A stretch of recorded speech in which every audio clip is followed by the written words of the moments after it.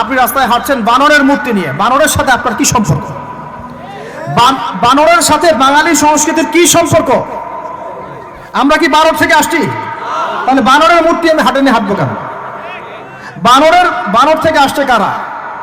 ওই যে শনিবারে যারা মাছ ধরতে নিষেধ করা হয়েছিল তারপরেও মাছ ধরেছে, আল্লাহ পাক বলছেন ওদেরকে বানর বানিয়ে দিয়েছে।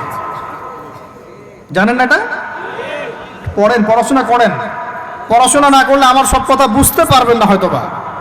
যদি বুঝতে না পারেন আরো একবার লেকচার শুনেন, রিপিটেড শুনেন, তারপরে আবার চেক করেন, ক্রস চেক করেন।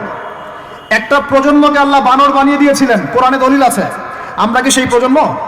তাহলে বানরের মূর্তি নিয়ে রাস্তায় হাঁটবো কেন? কেন? আপনি পেঁচার সাথে আপনার কি সম্পর্ক? পেঁচা কি আমার ভাগ্যের প্রতীক? হাত থেকে যদি কিছু পড়ে যায়, আমাদের অনেকে বলে যে একটু বসে যান, অমঙ্গল হতে পারে। চিরুনি পড়ে গেলে বলে যে মেহমান আসতে পারে। বিড়াল সামন দিয়ে চলে গেলে বলে একটু বসে যায়, অমঙ্গল হতে পারে। ইসলাম কি বলছে জানেন? যখনই মনের মধ্যে কোনো কুলক্ষণ আসবে আপনি পড়বেন আল্লাহুম্মা লা তায়রা ইল্লা তায়রুক ওয়ালা খায়রা ইল্লা খায়রুক ওয়ালা ইলাহা গায়রুক। মানে আল্লাহ আপনার দেয়া কল্যাণ ছাড়া কোনো কল্যাণ নাই, আপনার দেয়া অকল্যাণ ছাড়া কোনো অকল্যাণও নাই, আপনি ছাড়া কোনো ইলাহ নাই। এই হলো মুসলমানের আকীদা। তো এখানে পেঁচার সাথে আপনার সংস্কৃতি কি সম্পর্ক? পেঁচা অমঙ্গলের লক্ষণ। তো এগুলো কি শুরু করেছি আমরা? যে কোনো একটা বিষয় নিয়ে যদি আলোচনা করতে চান আসেন, বসেন, আমরা বসি, আলোচনা করি, সমাধানের পথ খুঁজি, প্রতিভাকে মূল্যায়ন করেন। ইউসুফ আলাইহিস সালাম বলেছিলেন যে আমি বিশ্বস্ত আস্থাভাজন, আমাকে এই খাজানার দায়িত্ব দেন। কে বলেছিল? ইউসুফ আলাইহিস সালাম। কখনো কখনো দায়িত্ব চেয়ে নেওয়া জায়েজ যখন দেখবেন দায়িত্ব নেয়ার যোগ্য কোনো মানুষ নাই। কিন্তু যে পদ্ধতিতে এখন মানুষ দায়িত্ব চাচ্ছে ওই পদ্ধতি তো ইসলাম সমর্থন করছে না। এখানে আপনি একজন হিজড়াকে দেখছেন মানুষের ঘরে ঘরে গিয়ে ভোট চাচ্ছে, নারী থেকে পুরুষ হচ্ছে, পুরুষ থেকে নারী হচ্ছে, তাও আবার ভাই ওইদিকেই। নিজেরও লজ্জা লাগতেছে, কারণ আমি আবার উত্তরবঙ্গের মানুষ। তো এখন কথা হচ্ছে যে এইটা তো সিস্টেম না, প্রতিভাকে মূল্যায়ন করতে হবে। আপনাদেরকে আল্লাহ পাক তৌফিক দান করেন, বলেন আমিন। এখন কথা হচ্ছে সংস্কৃতি যদি আপনি ভিতরে চোখ দিয়ে দেখেন, দেখবেন টপ টু বটম আপনি খ্রিস্টানদের সংস্কৃতি ফলো করছেন। আপনার খাওয়া, আপনার রুচি, আপনার অভ্যাস, আপনার পছন্দ, আপনার বিয়ের অনুষ্ঠান, আপনার জন্মদিন, আপনার মায়ের ওই কি বার্ষিকী, বাবার ওই বার্ষিকী, যা যা করতেছেন সবকিছুকে কার অনুসরণ করতেছেন আপনারা? খ্রিস্টানদের। একটা ভবন উদ্বোধন করবেন, খুজুত করে একটা ফিতা কাটলেন, কাইটটা মাশাআল্লাহ পায়রা আপনি উড়াই দিলেন। তো এই পাখি কি আমার কল্যাণ নিয়ে আসবে? হ্যাঁ, এই পায়রা আমার কল্যাণ নিয়ে আসতে পারে? ওইখানে দাঁড়ায় 2 রাকাত নামাজ তো পড়তে পারতেন, পরে আল্লাহর কাছে দোয়া করতে পারতেন, আল্লাহ আমি এই কাজটা শুরু করলাম, আল্লাহ তুমি বরকত দান করো। এটা আমার সংস্কৃতি। একটা দোকান করেছেন, বাড়ি করেছেন, শুরুতেই আপনি ডিজে পার্টি দিলেন, ডিজে পার্টি, সুবহানাল্লাহ। সূরা বাকারার তেলাওয়াত দিলেন না। তাহলে পুরো বিশ্বের প্রত্যেকটা ডিপার্টমেন্ট, মূল জায়গাগুলো আমরা এখন নিয়ন্ত্রিত হচ্ছি, এবং ভিতরে চোখ দিয়ে যদি দেখি আমরা আমাদের শেকড় থেকে দূরে সরে গেছি। ভাই আল্লাহ পাক আমাদের সবাইকে বোঝার তৌফিক দান করেন। কথা বললে অনেক কথা বলতে পারতাম, আজকে আর বলতেছি না, শেষ করে দিই। আরেকটা পয়েন্ট বলবো, খালি লাস্ট পয়েন্ট, সেটা হচ্ছে ধর্মীয় অঙ্গনে। শেষ পয়েন্টটা কি ভাই? প্রথম পয়েন্টটা মনে আছে? ভিতরে চোখ দিয়ে দেখবেন পুরো বিশ্বের ভূ রাজনীতি, ভিতরে চোখ দিয়ে দেখবেন পুরো বিশ্বের অর্থনীতি, ভিতরে চোখ দিয়ে দেখবেন পুরো বিশ্বের কে শিক্ষানীতি, ভিতরে চোখ দিয়ে দেখবেন পুরো বিশ্বের সংস্কৃতি, আর ভিতরে চোখ দিয়ে দেখবেন পুরো বিশ্বের ধর্মতাত্ত্বিক অবস্থা। আর এটার দরকার আছে, কারণ সারা দেশে খ্রিস্টান মিশনারিদের তৎপরতা বেড়েছে। এই জন্য আমাদেরকে তুলনামূলক ধর্মতত্ত্ব পড়তে হবে, ওদের সাথে আমাদেরকে বাহাস করতে হবে, এই ভাইদেরকে ফিরিয়ে আনতে হবে। অনেকে টাকার কারণে উত্তরবঙ্গের দিকে, দক্ষিণবঙ্গে, আপনার পাহাড়ি এলাকার দিকে এগুলো তৎপরতা প্রচুর বেড়ে গেছে। আমরা তো মাশাআল্লাহ মিলাদ আর জিলাপি আর খোরমা আর কিয়াম নিয়ে দাঁড়িয়ে আছে। ভিতরে যে ইসলাম কোথায় চলে যাচ্ছে আমরা তো জানি না। আল্লাহ পাক আমাদেরকে বোঝার তৌফিক দান করেন। আরো বেড়েছে, ওই যে একটু আগে আপনারা আলোচনা করছিলেন কাদিয়ানি মতবাদ, এটা বাড়ছে, সুদী এনজিওর মতবাদ বাড়ছে। একজন আলেম বলেছিলেন বাংলাদেশের, যেদিন বাংলাদেশের 50% মানুষ খ্রিস্টান হয়ে যাবে, শিয়া হয়ে যাবে, কাদিয়ানি হয়ে যাবে, ওই দিন আপনাদের হুঁশ ফিরবে।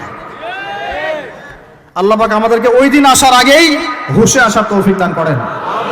সব ইখতিলাফি বিষয়গুলো ভুলে যান, মুমিনদের সাথে থাকেন, ওলামায়ে কেরামের জামাতের সাথে থাকেন, ছোটখাটো বিষয় নিয়ে তর্ক করা বন্ধ করেন, ইস্যু পাগল হওয়া বন্ধ করেন, ডিভাইস আসক্তি বন্ধ করেন, এই শোডাউনগুলো বন্ধ করেন, মূল জায়গাগুলোয় কাজ করেন। সালাত, তাহাজ্জুদ, হালাল রিজিক, আদর্শ পরিবার গঠন, ঠিক আছে, দাওয়াতের মেহনত, সৎ কাজে আদেশ, অসৎ কাজে নিষেধ, এগুলোতে মনোযোগী হন।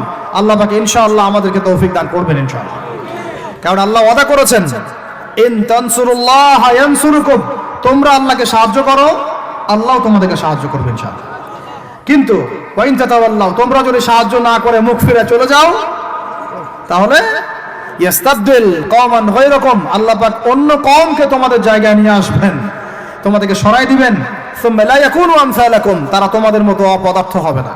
নাউযুবিল্লাহ। আমরা চাই আল্লাহ যেন আমাদেরকে সরিয়ে না দিয়ে আমাদের দ্বারাই খেদমত নেন। আল্লাহ পাক কবুল করেন।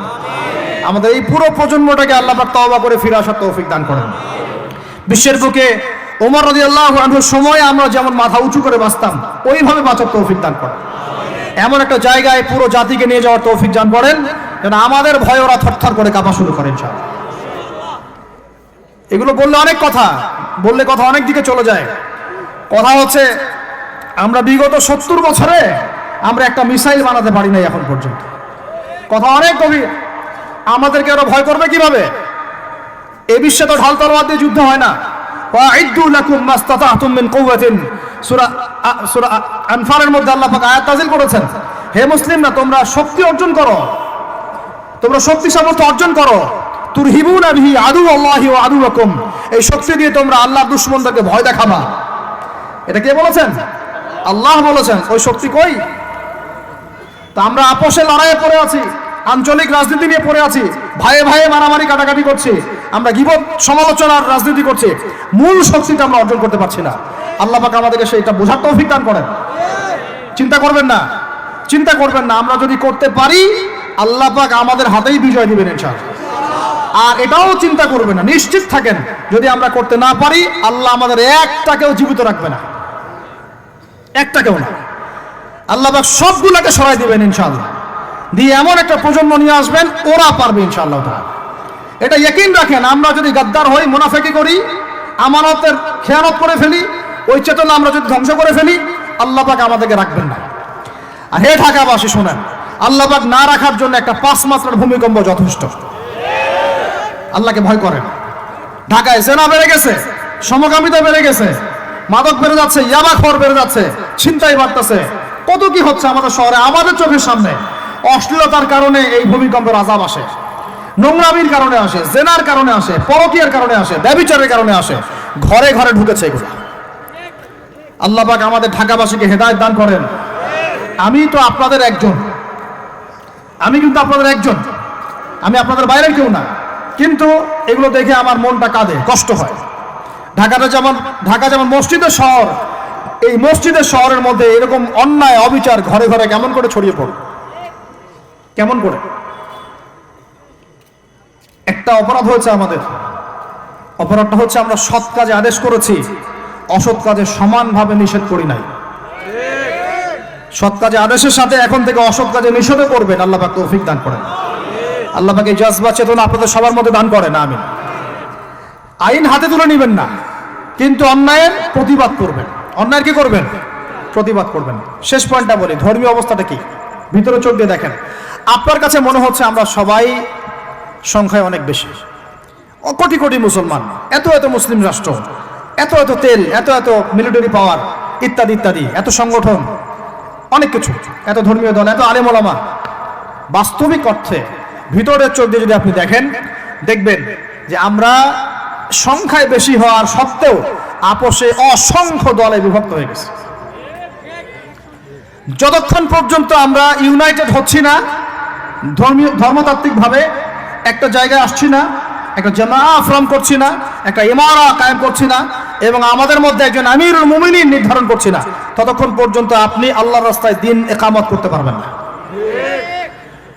এটা আমাদের মূল সমস্যা, মূল গোড়ার সমস্যা। আর এই সমস্যাটাকে আম জনগণ কোনোভাবে উস্কে দিবেন না। আপনারা ওলামায়ে কেরামদের মধ্যে বিভক্তি বাড়ায় দিবেন না, উস্কে দিবেন না, অনলাইন গরম করবেন না, চুপ করে থাকবেন। কিছু বলার যদি না থাকে চুপ করে থাকেন, তা বলার দরকার নাই। ওলামায়ে কেরামদেরকে একটা জায়গায় বসতে দেন। তারা যদি একটা জায়গায় বসে, একটা টেবিলে বসে, একে অপরের সাথে মোয়ানাকা করে, চা খায়, সালাম বিনিময় করে, ইনশাআল্লাহ দেখবেন ঐক্য হয়ে গেছে ইনশাআল্লাহ।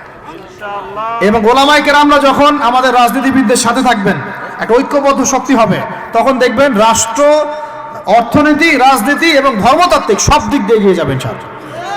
এই জিনিসটার ঘাটতি আছে আমাদের মধ্যে। আমরা অনেক সময় মনে করি ও পলিটিশিয়ানের সাথে আমার চলার দরকার নাই, ও তাগুত, ও কাফের, ও মুশরিক, ও এটা ওইটা। দেখেন, নবী করিম সাল্লাল্লাহু আলাইহি ওয়াসাল্লামকে সবচেয়ে বেশি সাপোর্ট করেছেন তার চাচা আবু তালেব।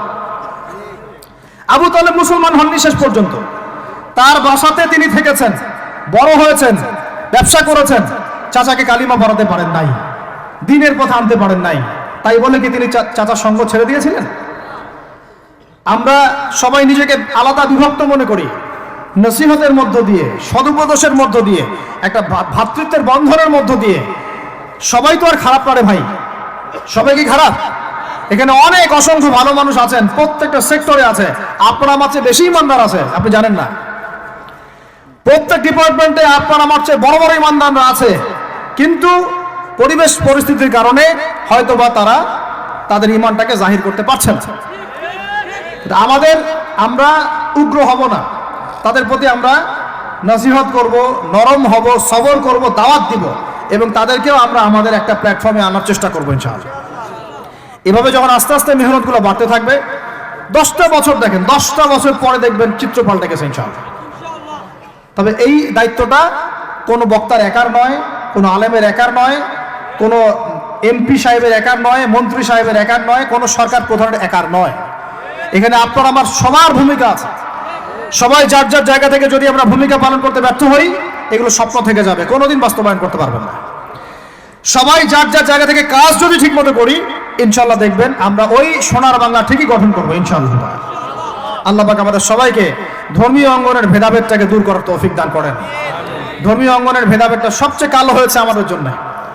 ধার্মিকরা যদি একটা জায়গায় থাকতেন, তারা যদি সমাজের মধ্যে এরকম বিভিন্ন দলে দলে বিভক্ত হয়ে আলাদা আলাদা হয়ে না যেতেন, তাহলে দেখতেন আজকে থেকে 40 বছর আগেই বাংলার জমিনে